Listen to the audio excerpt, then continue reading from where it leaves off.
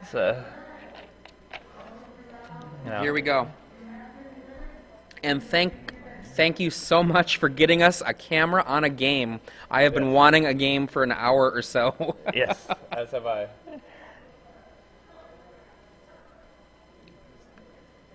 Now, we don't know what these two players are playing yet. None of our scouts on the floor have come back to us with information on what it is. But we'll see probably soon enough as we get a chance to get a good camera angle, get a little glimpse at some of these cards. And one of these players is definitely going to disappoint either Drew Levin, Chris Anderson, Garrett Young, or Michael Burnett. I mean, honestly, one of these players will definitely 100% knock one of them out. Yes. And importantly, if Eric Rill beats Steven Barrios, it's possible that Eric Rill could knock out one of these guys. It is a distinct possibility. I mean, one of them is definitely getting bumped. Although it's doubtful that, Chris or Drew can be knocked out by Eric Rill or Steven Barrios. It's less likely. I mean, some stuff would have to go wrong, but you have to remember that one of the things that happens is when we're talking about these opponents' match win percentage, they could have 7 or 8 people that are with them that all win. Like every one of their opponents from the previous set could win, and they could go up a good 3%. Okay. We have from Ben Robinson. I see red cards. I see it looks like a contested. No, I'm wrong. That's a red and white. So Boros. Yes. There we go. Looks Boros. like he is the sort of feast and famine slinger of the day. On the other side, I couldn't quite make it out. So we've got Boros versus Brian playing. Is that a Fauna Shaman? That is a. Playing green with trolls and Vengevines, like crazy creatures. Plated Geopede, I believe. Is that Plated Geopede hitting the table? It's like 4 birds, 4 elves, 4 black guy, 4 Vengevines, shamans, and then the trolls. Right. So we've got a Boros deck and facing 2 Stirring Wildwoods. I see a Fauna Shaman and a Squadron Hawk in Brian's hand. Yes, he has cards like Thrun. He has Leatherback Baloth. He has Vengevines. He has his Eldrazi Monument. He has Sword of Feast and Famine and a Sword of Body and Mind.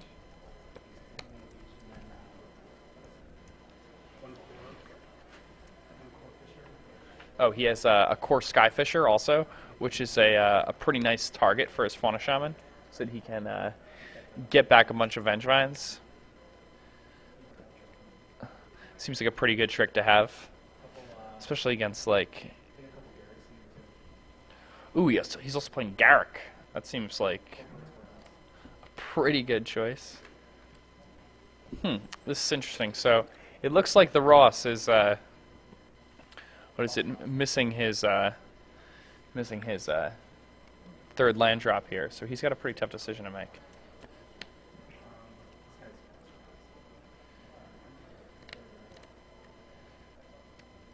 I think I see a Lotus Cobra. Yeah, so there's a Fauna Shaman, a Lotus Cobra. Oh, and there is a land there. It's Yes. just coming Okay. into play tapped. It eats a quick burn spell.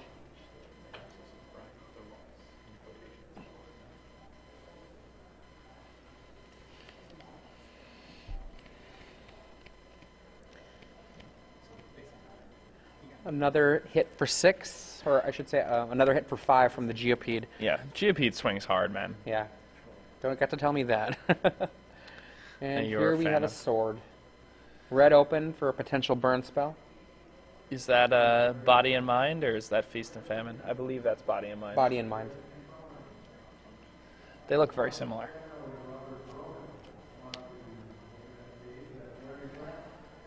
So, this is a pretty aggressive start from the Burrows deck. Yeah. And without a Bird of Paradise from Brian's hand. He also had a... ooh, What is that saucy that number? is a Mirren Crusader. Wow. He is.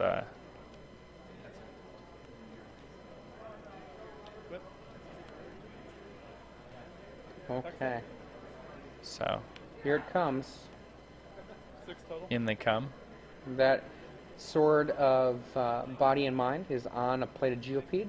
There is a landfall trigger, so it's going to be a big hit. And the Squadron Hawk is going to hit for 1. Meanwhile, the Mirren Crusader is just dead. Yeah. It's forced to chum. And Ben Robinson here, he is still full of gas. I mean, No, he's not running out anytime yeah, soon. his hand is still full. I mean, I don't care if they're Squadron Hawks. There's still going to be something that can pick up a sword. Is I'm that surprised going to be he another sword? That is a sort of feast and famine. Okay, there's both sides of it. I'm not sure what you're going to have to do here, other than, lose? magic a Day of Judgment into play. Magical and, fairy dust. Yeah, magic fairy dust. Once That is again, the answer. We need a judge coming over to the table and finding out that a player is playing 61 cards in their deck. But I doubt that's going to happen, I'm right there with you. especially at this stage in the tournament. People are quite careful. Okay. I Then mean, we I have, think with his life total this low, there pretty much isn't very little left that he can do unless he has. He's got crack that. He's going to have access to 4 mana. I'm trying to think about cards that would help him out here. Yeah, it seems. I mean, Linvala would Pretty go a long unlikely. way. I mean, it wouldn't solve his problems, but it would put up something that has a sizable body on the table. And there we have the Crusader once again. Yeah, and it's just not going to be enough.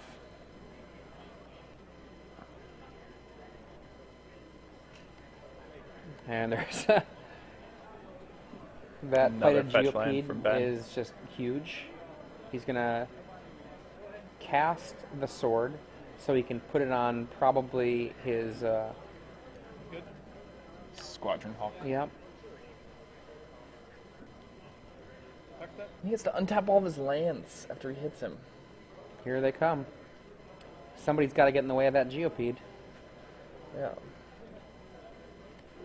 I mean, I don't know the contents of Brian's deck, but I feel like the only possible line of play that might get him somewhere is if he chump blocks with the Crusader, leaves the Lotus Cobra alive, and then drops a Baneslayer, or hopefully a Baneslayer plus something. Yeah. It does not seem likely that he can win from the spot, though. Oh, it's really pretty terrible. And he just picks it up. Yeah.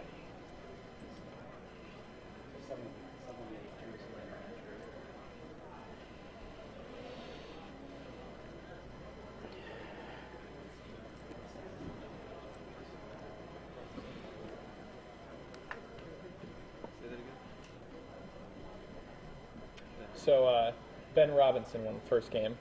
He, had an aggressive start, both swords, with plated Geopede. His draw could have been more aggressive.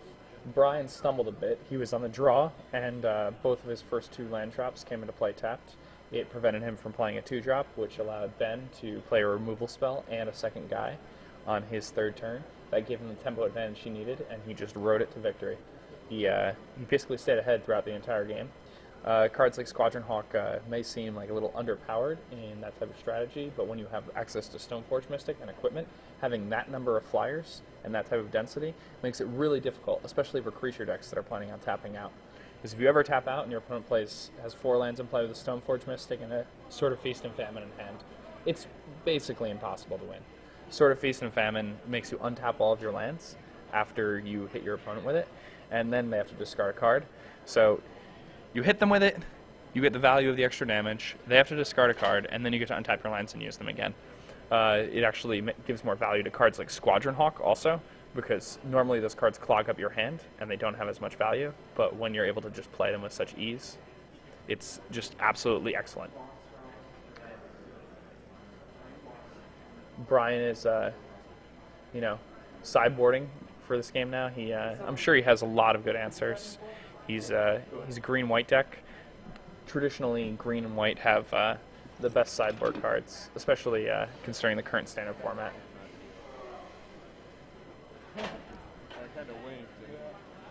The interesting part, though, is that green and white right now are missing the removal aspect. They don't have a card like Path, and that makes this equipment-based type of strategy very difficult.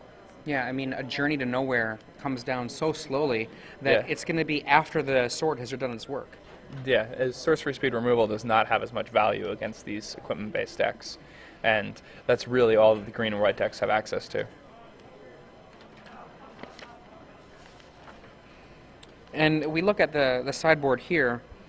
Brian Boss's plan includes 4 Journey to Nowhere, 4 Obstinate Baloth, 3 Linvala. Now, he has a Basilisk Collar, which I also think can do some work here, just as a means to recoup some of the losses. I mean, he has an extra monument also, which has a great deal of value in this type of Yeah. matchup. So, And if you look at this deck of Brian Boss's, it's an unusual deck. You know, it has Mana Acceleration and Fauna Shaman, and then Leatherback Baloth, Mirren Crusader, Vengevine, Thrun. yeah, this You deck know, looks good, man. It's a drop a monster, drop a monster, drop a monster, and then his tricks are 1 Core Sky Fixture, 1 Stoneforge Mystic, and 1 Acidic Slime. And he has a Bone Horde. Bone Horde is such a beating. Yeah, he's got a Mortivore in his deck. God. And he's got a Mortivore in his deck that he can tutor for with a Stoneforge Mystic. Yeah. That's pretty sweet. On the other side of the table, we see something that is actually potentially incredibly devastating. 3 Cunning Spark Mage and a Basilisk Collar. A Cunning Spark Mage from the Boros deck is just devastating in this matchup. Yeah, I mean, it's not something that Brian probably expected coming into this tournament. Cunning Spark Mage is a card that seems like a little dated as far as red decks go. The Kadaltha red decks don't have it, and he probably wasn't expecting as much Burrows today. Yeah. Considering that the players who normally would play that type of strategy, he'd assumed they were probably on a Kadaltha red deck. One of the things I like about how Brian's deck is positioned is because he's actually fairly low to the curve with some of these beasts that he has. You know, like a Leatherback Baloth and a Thrun, they can get out there with even like the slightest stumble of kill your mana. If he doesn't have a burn spell for that first bird or elf, there could be a Leatherback Baloth, and then the game can just fall apart for the Boros player.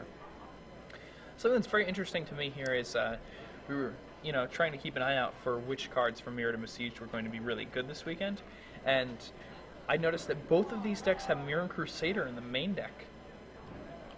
The Burrows deck and the green-white aggro deck. Yeah. That was a card I didn't necessarily think would be a breakout card this weekend, but apparently people have been talking about it, and it's been doing really well. That's cool.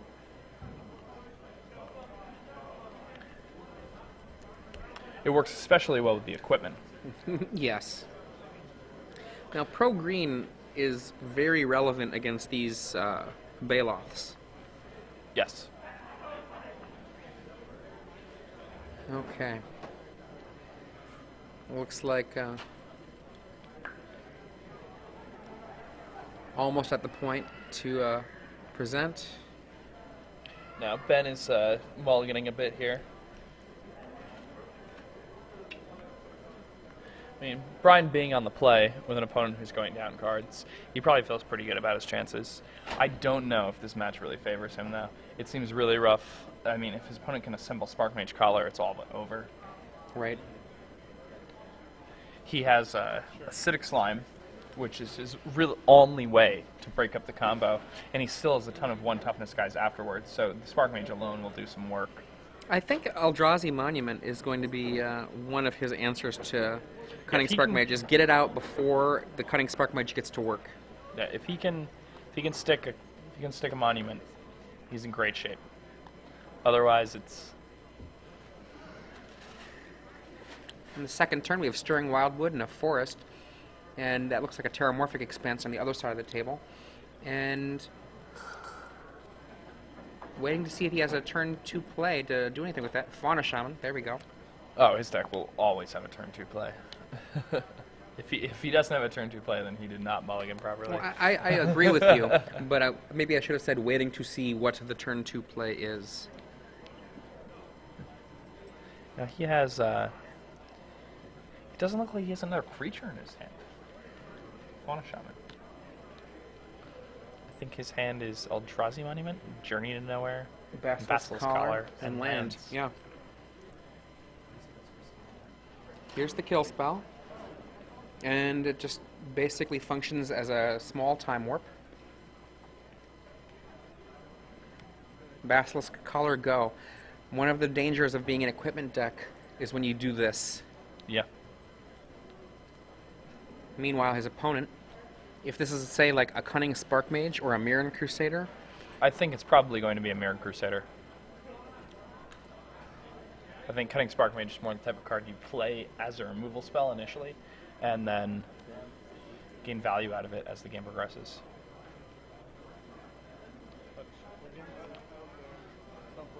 and here we see Stoneforge Mystic going out to fetch up perhaps a Adventuring Gear or perhaps the Basilisk Collar from the board.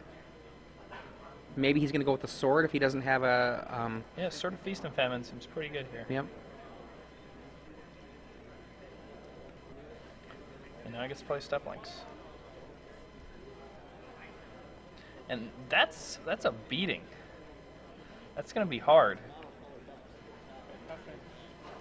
Now, Brian needs a non-green creature here. So he's going to... Oh, Bailoff? it's not even close to what he needs. The Bailoff's good, but what's going to happen here is he has the land, right? So he makes the Step Links into a 4/5. He activates his Stoneforge Mystic. He equips the Step Links with the sword. He gets in there for 6 damage. His opponent will be forced to discard a card. At which point he will get to untap all of his lands, and then he gets to start reserving. So, and he's got a handful of red spells. I don't even know what they are, but And Brian's already got his card ready. He's tapped out, knows he can't block. Loses the monument, maybe? What is that he lost? yeah, looks like the monument. Bolts. Bolts. Bolt. Arc Trail. Same difference. Yes. Only his opponent takes 2. So, Brian goes down to 15 here. And there's a journey here.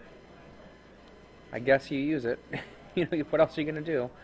Lay out a guy that can't block and lay the land that you would otherwise discard. Does not equip his guy with the collar. He's getting in there. Gets to untap his lands again. Go for it. It's so good. He is at the point though where it doesn't look like he has anything to do with that mana anymore. Yeah, but his opponent doesn't really have much of an answer, though. Yeah, this is true. I mean, his opponent really needs something like Journey to Nowhere, Linvala. yeah, I mean, those cards are...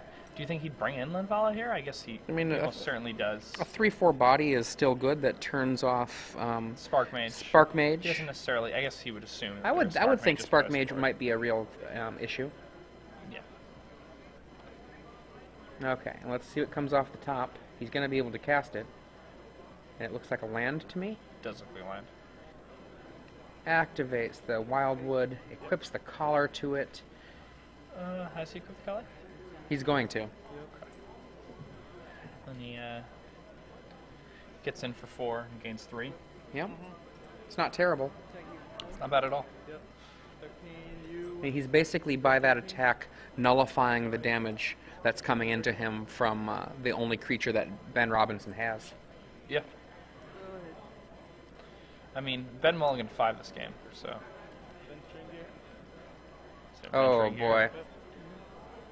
He doesn't have very many cards left, so there it is. Fetch land. Crack it for +4 damage. Yep.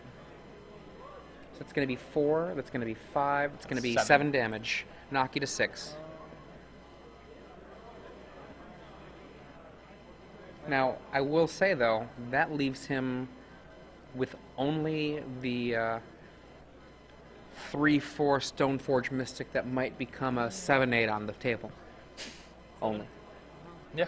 That's all he's got. If he draws Squadron Hawk, he gets 4 1/1 flyers. All on the same turn. This is true. Okay, so Brian looks unexcited by his draw. It's going to be a repeat of last turn.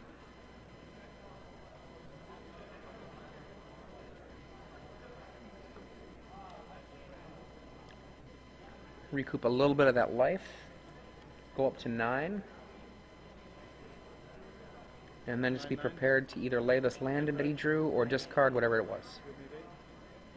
I mean, it's it's not the worst position that it's in right now. They're both in top deck mode. Cunning Spark Mage. And that's a pretty good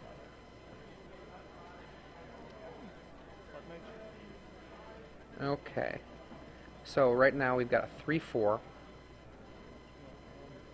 Yeah, I think he's going to attack with his Mystic, and then he's going to equip the sword onto the Spark Mage. That way the Spark Mage can block the lifelink creature and shoot the elf. Yep. And that was a Bird of Paradise that he just discarded? Took the 1 damage rather than lay a bird. Seems reasonable. Totally reasonable. Okay.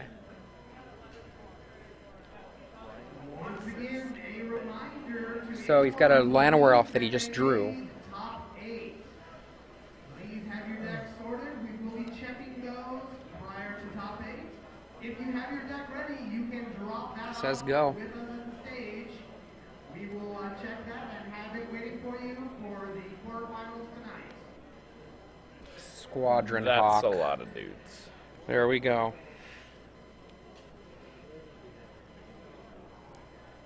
What are the ways to make this game be recouped? It does not seem... I think it's out of his hands at this point. The only way I can picture it is if he gets Runner, Obstinate Baloth, and then does something really impressive on top of it. Actually, a path better than Runner, Obstinate is Baloth into Core Skyfisher, recast Baloth.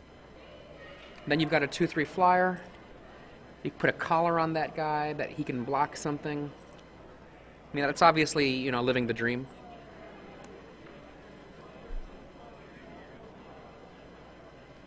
God. Yeah. And here comes the hand. Yeah. And unfortunately, Brian is once again eliminated at X1. I'm gonna see if we can get another match in.